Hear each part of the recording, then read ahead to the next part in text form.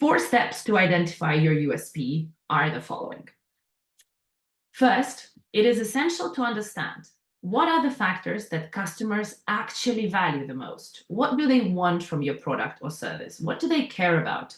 How does it address their needs or their problems are being solved by your product or service? In fact, you're trying to provide a meaningful and reliable customer promise, right?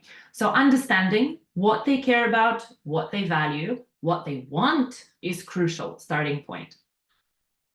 The next step leads to the evaluation, which is necessary to understand how well you are doing with regard to those characteristics or factors you've identified in the previous step. This is where you need to really try and understand how to score yourself on those factors. Look at the customer reviews, read their dedicated feedback, talk to them.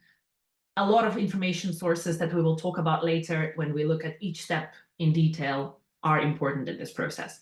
Evaluate yourself and evaluate the key competitors that you identify in this step. Now, if your business competes in a very widely popular, for example, fast-moving consumer goods industry, you might not be able to identify all the competitors. It's a huge research project, isn't it? But it's important to have a look at the key market players or those competitors that are the most closest to you in terms of their offering and the key elements that are part of their proposition, so that in that case, you can be realistically comparing yourself against the competition, right? So that means a small corner grocery store is not going to compare themselves with the large chain that is prevalent across the whole region or the whole country. In the next step, it's important to select the factors that you have found as part of this process and evaluate it later on where you have scored the best.